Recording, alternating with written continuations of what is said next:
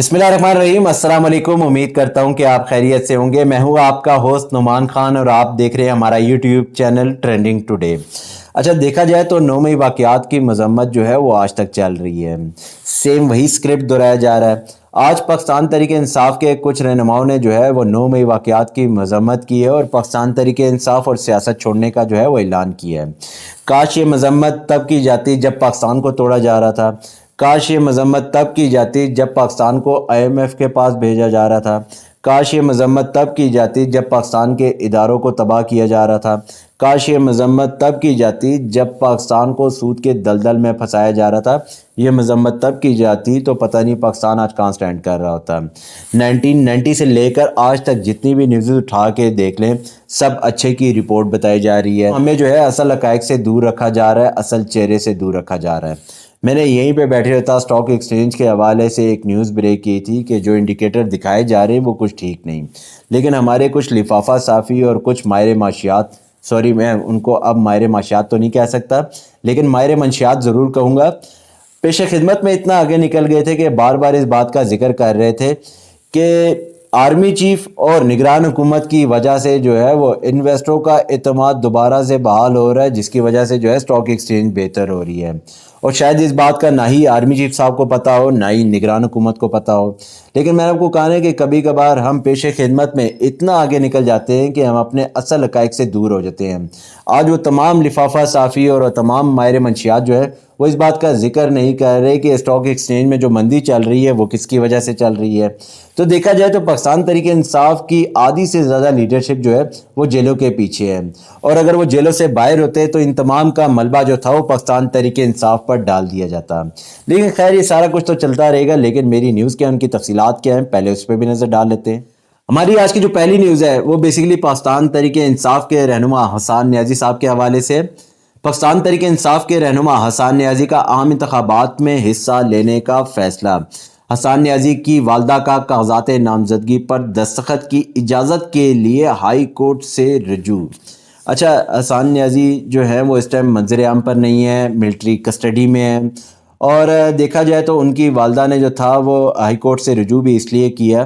کیونکہ وہ چاہ رہی تھی کہ ہمیں جو ہے وہ حسان نیازی تک رسائی دی جائے۔ اب دیکھنا یہ کہ ہائی کورٹ جو ہے کیا فیصلہ سناتا ہے، لیکن اس سے بھی زیادہ دیکھا جائے تو حسان نیازی کی غیر موجودگی میں جو ہے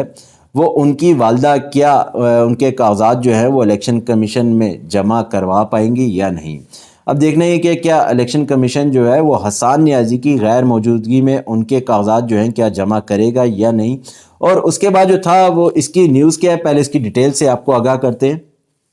درخواست میں وفاقی حکومت، پنجاب حکومت اور دیگر کو فریق بنایا گیا۔ درخواست میں بتایا گیا ہے کہ حسان نیازی نااہل نہیں اور نہ ہی سزا یافتہ ہے۔ درخواست میں یہ بھی بتایا گیا ہے کہ حسان نیازی اس وقت ملٹری کسٹڈی میں ہیں، اور درخواست میں استدعا کی گئی ہے کہ حسان نیازی کو کاغذات نامزدگی کا عمل مکمل کرنے کی اجازت دی جائے۔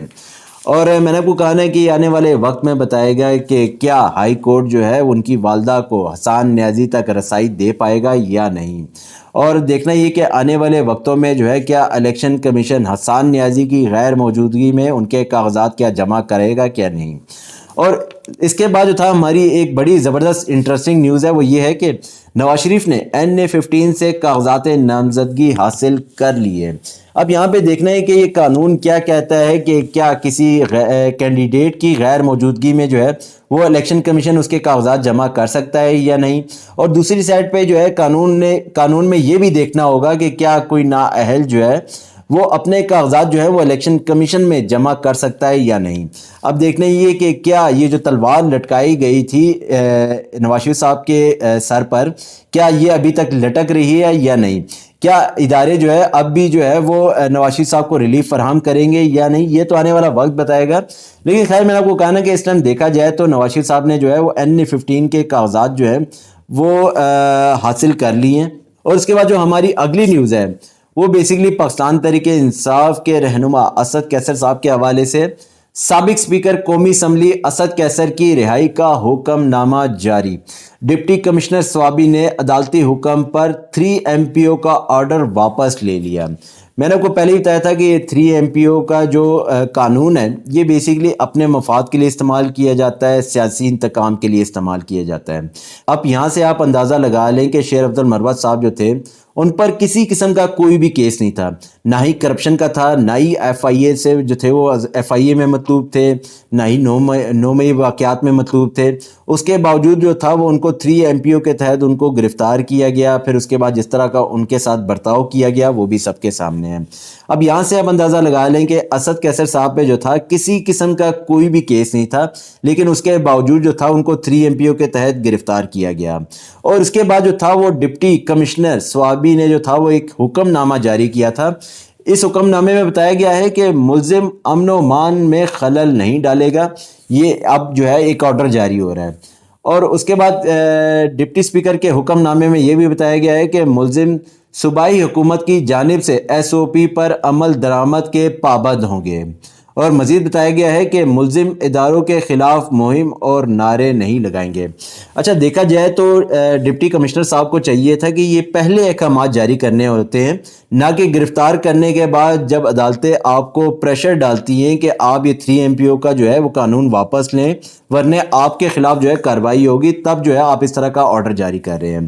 اور اس میں جو ہے وہ ڈپٹی کمشنر صاحب کا یہ بھی کہنا تھا کہ ملزم 1 لاکھ روپے کے مچلکے جمع کرائے گا۔ اب یہاں سے ہم اندازہ لگا لیں کہ اسد کیسر صاحب پہ جو ہے وہ کسی قسم کا کوئی بھی الزام نہیں ہے، اور ان کو جو تھا سیاسی انتقام کی وجہ سے جو تھا 3 MPO کے تحت ان کو گرفتار کیا گیا۔ اور اس کے بعد جو ہے ان سے یہ کہا جا رہا ہے کہ آپ نے 1 لاکھ روپے کے مچلکے بھی جمع کرانے ہیں، یعنی کہ آپ نے جو ہے کھایا پیا کچھ نہیں، گلاس توڑا 8 آنا۔ مطلب آپ پہ کسی قسم کا کوئی بھی کیس نہیں تھا، لیکن اس کے باوجود جو ہے آپ 1 لاکھ روپے کے مچلکے جمع کرائیں گے۔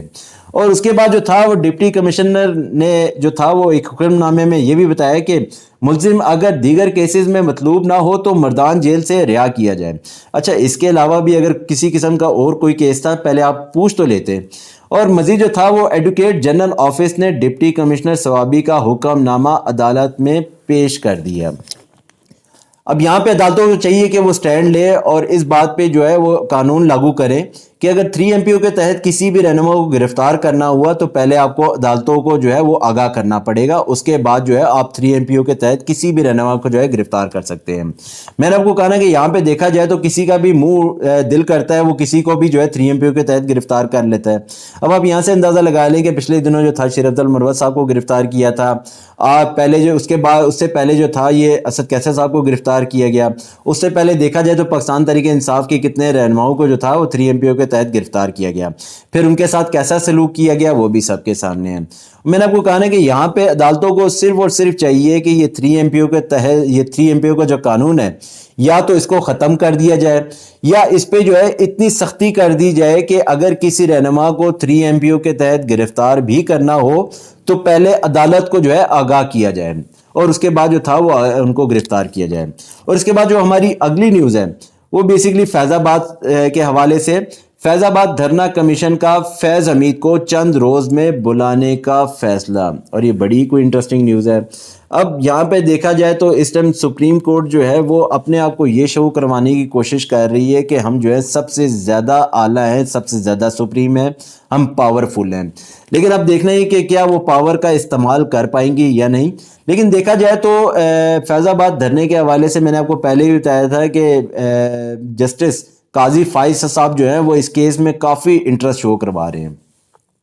اور یہاں سے اندازہ لگا لیں کہ جسٹس قاضی فائز صاحب نے جو تھا وہ ایک کمیشن بنایا تھا اور کمیشن کو یہ آرڈر جاری کیا تھا کہ آپ جس کو چاہیں بلا سکتے ہیں، چاہے DGISI کو بھی بلا سکتے ہیں، اگر وہ آپ کے کہنے پر نہیں آتے تو آپ ان کو گرفتار بھی کروا سکتے ہیں۔ تو یہاں تک دیکھ لیں کہ کمیشن کو کتنی پاور دی گئی ہے، اگر اس پاور کا استعمال کیا جائے، اگر کمیشن نے صاف شفاف رپورٹ دی تو بہت سارے جو ہے وہ VVIP چہرے جو ہے وہ منظر عام پر آئیں گے۔ ان کا کیا ہے، انہوں نے تو آج ادھر ہے کل باہر نکل جانا ہے، اور ان کا پاکستان سے نہ ہی پہلے کوئی واسطہ تھا، نہ ہی آج ہے، نہ ہی آنے والے وقتوں میں ہوگا۔ یہ لوگ پاکستان جو ہے چھٹیاں گزارنے آتے ہیں، چھٹیاں گزارنے کے بعد دوبارہ پاکستان سے باہر نکل جاتے ہیں۔ ان کا جینا مرنا جو ہے وہ پاکستان سے باہر ہے، لیکن صرف اور صرف ان کی لاشیں جو ہے پاکستان لائی جاتی ہیں۔